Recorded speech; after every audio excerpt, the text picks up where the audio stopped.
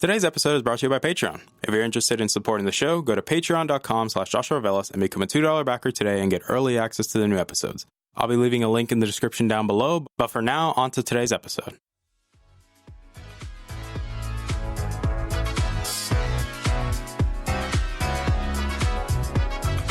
You're listening to the Augment Experience podcast. I'm your host, as usual, Joshua Velas. I'm a student, musician, and a gamer at heart. Join me as I sit down every week to talk about all the latest news in the technology, business, and video game world. I hope you guys enjoy.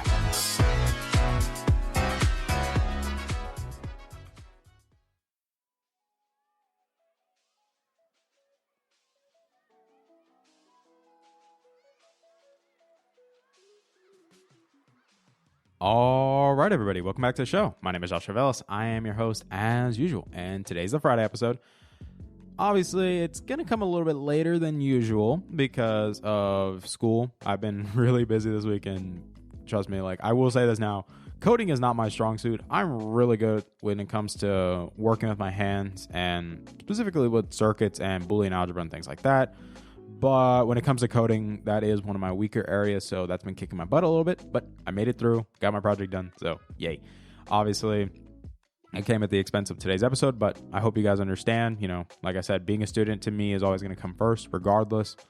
Also, I will say thank you guys so much for your continued support. I really appreciate it. I'm going to give a shout out to my Patreon backers. Thank you guys so much for your continued patronage for all this time. Obviously, I'd say more importantly is the whole support I've been getting. Obviously, the show is continuing to grow. We keep getting more and more listeners every day, and to me, that's amazing. You guys keep sharing this and listening, so thank you guys so much for that. I really appreciate it. But now we are on to Apple Event 2019 breakdown. And there's a reason I wanted to wait to do this episode. I didn't want to do it for the Wednesday episode. I did not want to do that because it gave me time to let some of these things sit, because there was an overall theme going around with the Apple event that I humbly agree with Jon Prosser that it's going to set up Apple for the coming year. And while I do agree, and I will say this, we were right. We knew how the iPhones were going to look, and they are ugly. Obviously, some people are having a field day with some of the memes with the phone, but that's not the main thing. Because as much as I want to say I want to just go straight into the iPhones, talk about the iPhones, there were some things that Apple did that helped set up realistically the direction of where they're going to go. But let's talk about them. The first thing they showed off, obviously, was Apple Arcade, for people interested in mobile gaming and things like that with Apple's exclusive games. That's for you. And then obviously Apple TV Plus. And while this is Apple's streaming services and it is limited, we will be honest, it has nowhere near the amount of catalog that Netflix, Hulu, etc. have, especially Disney Plus too, which I will still say Disney Plus to me is going to still overall be better, and it's probably what's going to put a dent in Netflix's subscription count because it has a lot of content people want. And so far, a lot of the content has looked really good. The Mandalorian looks really good. But there was something interesting that I did say when we talked about Apple TV Plus that it was dead on arrival. The pricing had to be right. And Apple did that. They got the pricing right and they went for the throat. The reason I say that is because Apple TV Plus and Apple Arcade are going to be $4.99 for the family plan. Keep that in mind. That's the family plan. So in theory, there will be a cheaper option for people just by themselves. There will be a cheaper option. But Apple definitely got the pricing right.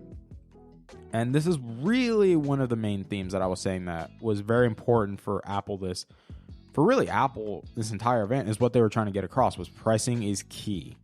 Keep that in mind as we continue through this episode, really, as we break down the event. So we got past Apple TV Plus, we got past Apple Arcade, $4.99, really good pricing. Then we move into the iPad. Then we move into the new 2019 refresh iPad, the base iPad, the starter one. And obviously it got updated to a 10.2 inch display, not 5, because then that would butcher the iPad Air sales. But it got updated, and now it has keyboard support and Apple Pencil support, and it starts at $329. But if you are a student or education pricing, it is $229 or $219. I will fact check that. to be safe, but let's go with that range. But so overall, it's a great starting iPad for people that just, want an iPad. So I still believe to me, it makes sense.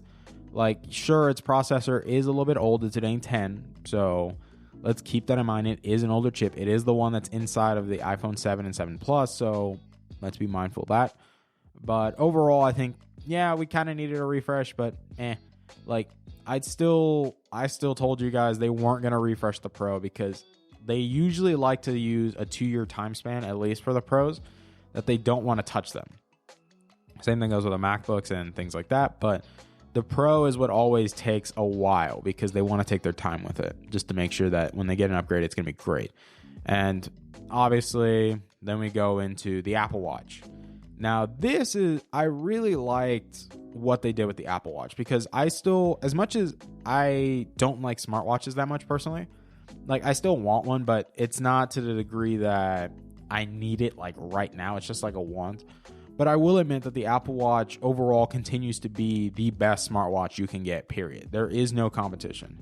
The Samsung watches do not compete with the Apple Watch. They do not. The Apple Watch will continue to be the standard for smartwatches.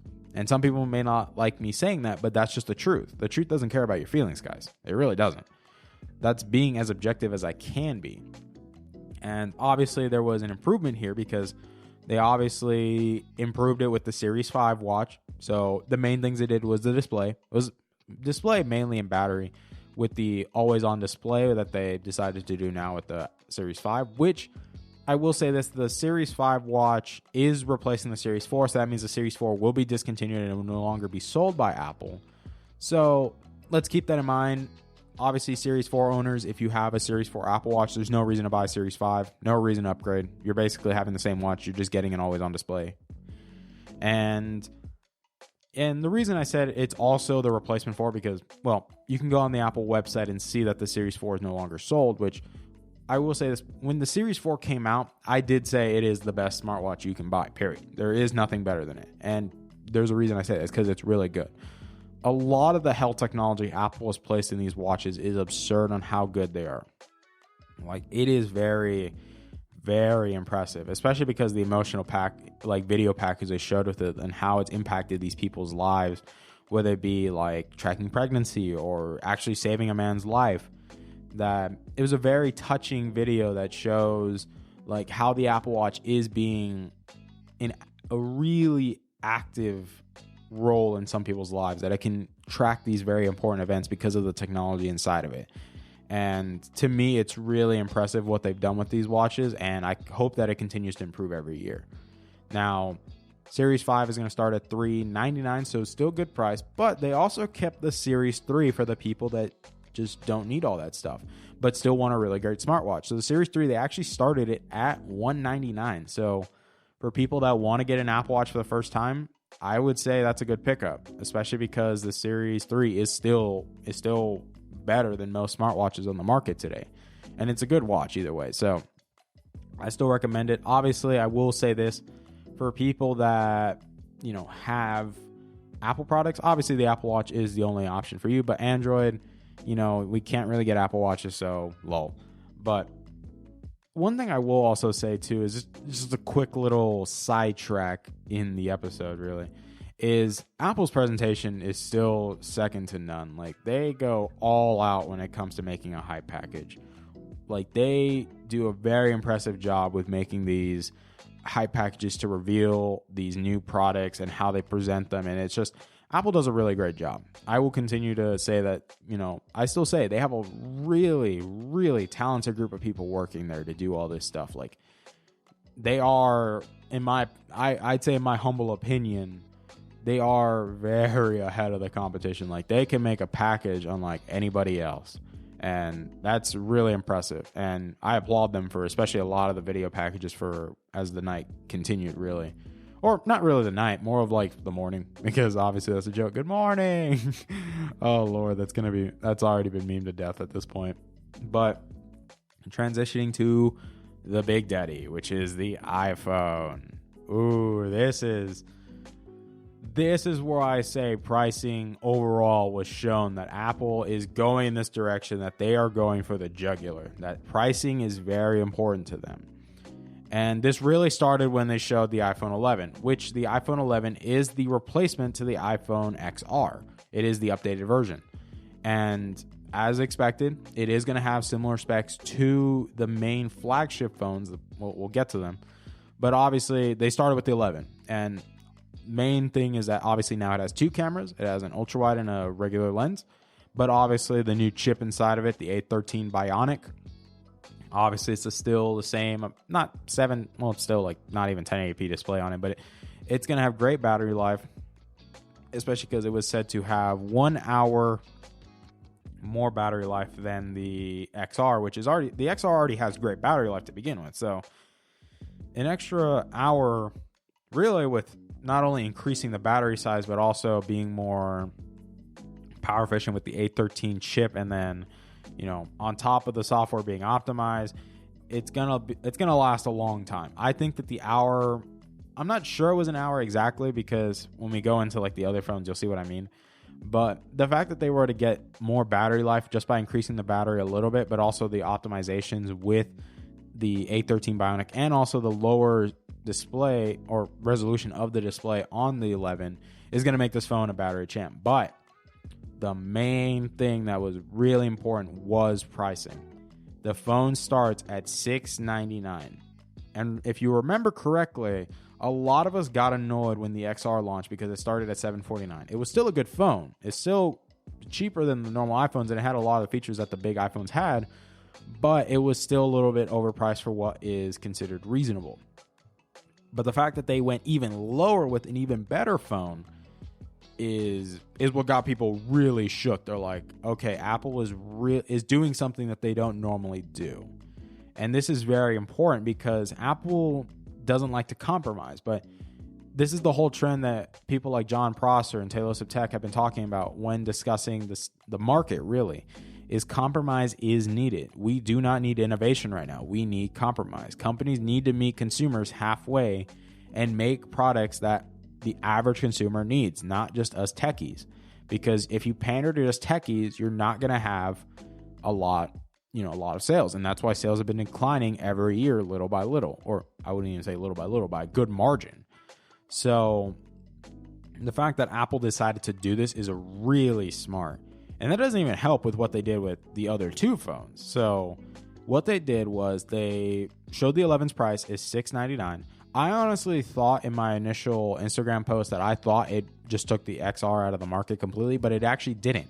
What they actually did is they lowered the price of the XR to $600 or $599 MSRP.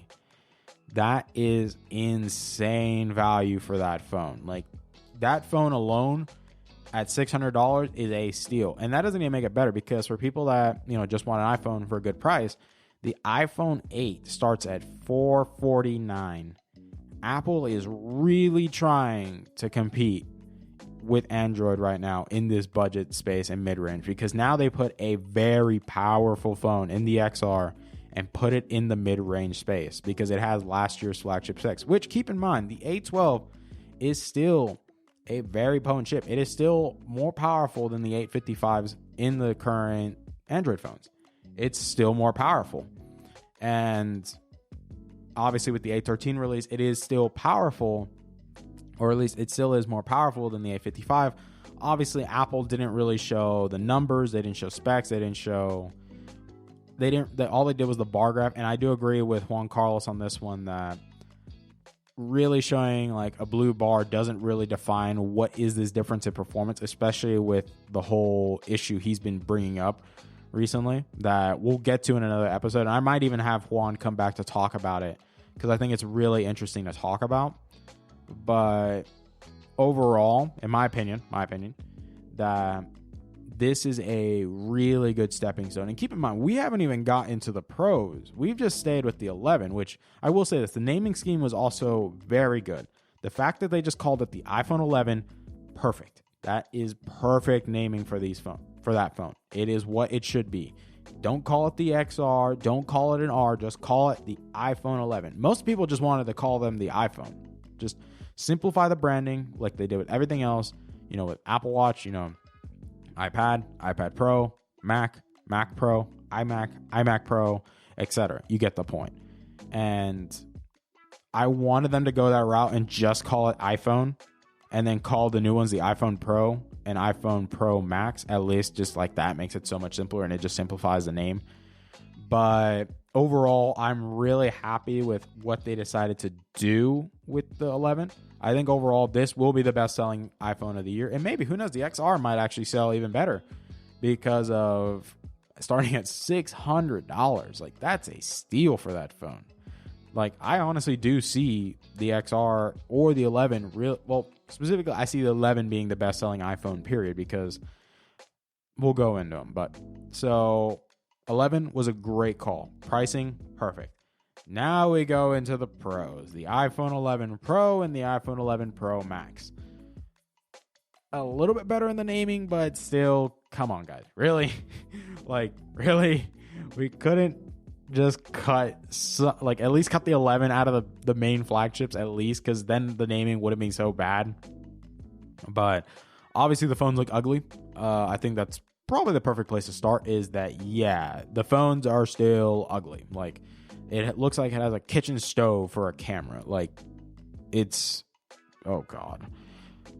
Aside from that, the cameras are impressive. I will say that the cameras inside the phones are impressive. And especially with a lot of what Apple was focusing on in the event was the whole software features that are built into it now. Where now that they have 3 cameras, they're able to use an ultra wide, a wide, and then like the telephoto. All of them have OIS, really stable video, and I will continue to agree that iPhones continue to have the best video camera on a smartphone because of how good they are. Now, I say that with the preference of they have the best, like, push button go video camera. Let me say it like that, because a lot of people, as I've already stated before, and I think even Juan would argue with me on that, is obviously, yes, to me, the LG still holds the pedestal for being the standard for a manual control pro camera. And essentially, that's what I think was the main differentiator, that they call it the Pro really this year, even though there were some pro features that we were surprised they didn't do. And let me explain. These were a few features that a lot of people were really upset that they didn't do. The fact that they called it the iPhone 11 Pro, but there is no Apple Pencil support. There is no high refresh rate display. There is no USB Type-C, and obviously no headphone jack, but, that's not coming back. There wasn't no in-screen fingerprint sensor, which we already know Apple is working on. And based on the rumors, the 2020 iPhones will have both Face ID and the fingerprint sensor in the display. But that depends as we get closer towards that next launch, really. But overall, yes, while I do agree the phones were good, I do agree that the power under the hood is insane, especially because they didn't actually show the specs, which to me is interesting that they didn't, because when you look at the spec sheets that were placed on Twitter, they are going to have 6 gigabytes of RAM. So this is the first time an iPhone has 6 gigabytes of RAM. Like, iPhones traditionally have either 3 to 4, but the fact that it made the jump to 6, even though some people say that, Androids already have 12, but I will say this, keep in mind that the software optimization on iOS is very, very good, because Apple controls the entire process from bottom to top. Or I'd say top to bottom, but since you're going up the chain, it's really bottom to top. So, but they own the entire process. And because of that, they're able to optimize the software with their hardware to almost perfection. And because of that, it's able to make 6 gigabytes of RAM equivalent to a 12 gigabyte RAM Android phone. And some people were like, you're saying equal. No, equivalent means that it's similar to, or it's actually on par with it. That doesn't mean that it's exactly equal, that it's exactly the same. Equivalent just means that, it's able to compete, that there is competition there, that there is similarities, that you can make references, that in that aspect, really. And to me, that was actually kind of shocking that Apple didn't do that. But obviously they increased the batteries in these phones, especially because they were talking about battery life being like on the regular iPhone, the regular one, so the 11 Pro, they're saying that there is going to be a 4-hour battery life gain in comparison from the XS. And then for the Max, there's going to be a 5-hour battery gain. So that, obviously, nobody's tested them really until the phones come out. But it's going to be really, really impressive to see if these claims are true. Because if they're talking about that, this big jump in battery life came from software optimizations and a more power efficient chip without increasing the size of the battery, is going to be really crazy. Obviously, we can talk about display. Very beautiful display on the new iPhones. The cameras, to me, are what overall sticks out because they're making this push at ProMotion, especially with Filmac, with this company that they're working on a special app that there is some interesting tools where the fact that like they showed the director and the trailer editor that they were basically recording the entire trailer on an iPhone, the new iPhone, especially because the app that they're making, well, the app that's being improved on is able to, I'd say, make things feel more natural. Like you can use the iPhone as an actual like pro camera to record these things and capture these very like impressive feats of cinematography, really, or videography, I think is a proper term.